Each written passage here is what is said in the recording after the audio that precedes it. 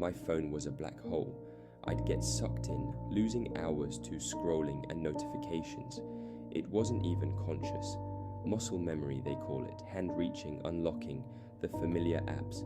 Frustration simmered. I knew I was wasting time, but the urge was strong. I tried everything. App limits, grayscale mode, even hiding it in a drawer. Nothing worked. The moment boredom or anxiety hit, my hand would twitch for that dopamine hit. Urge surfing, they called it. Acknowledge the feeling, let it pass. Easier said than done. The worst part?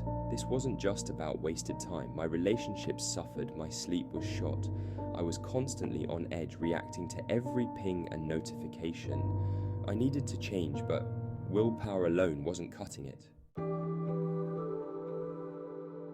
My first attempts at digital detox were comical.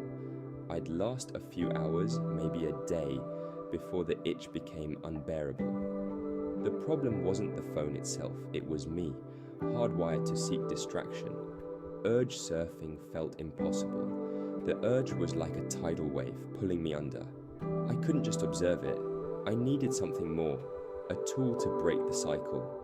That's when I stumbled upon Screen Zen. This app wasn't about blocking apps or limiting screen time. It was about changing my relationship with my phone. And it all started with a single breath. Screen Zen was different. No flashy promises, no complex settings, just a simple premise. Breathe before you unlock. Before I could access any app, Screen Zen prompted me to take a deep, slow breath. At first, it seemed silly. How could breathing combat my phone addiction? But I was desperate. I committed to using it every time I unlocked my phone. Slowly, something shifted. That pause, that breath created space. Space between the urge and the action. Suddenly, I wasn't just reacting, I was aware.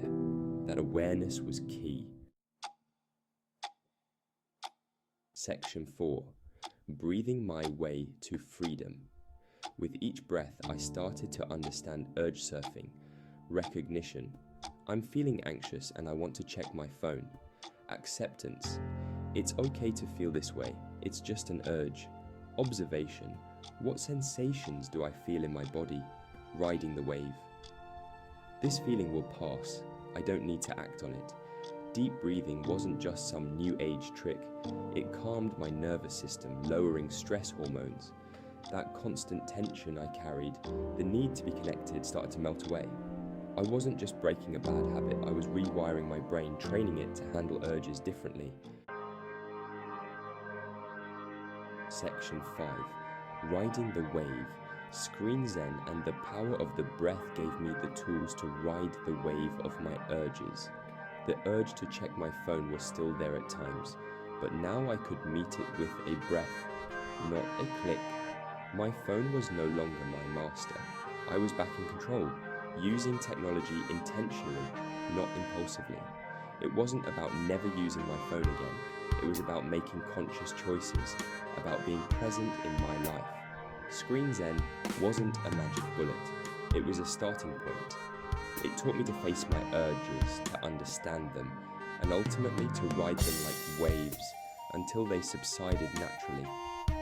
It was a journey of self-discovery, and it all started with a single breath.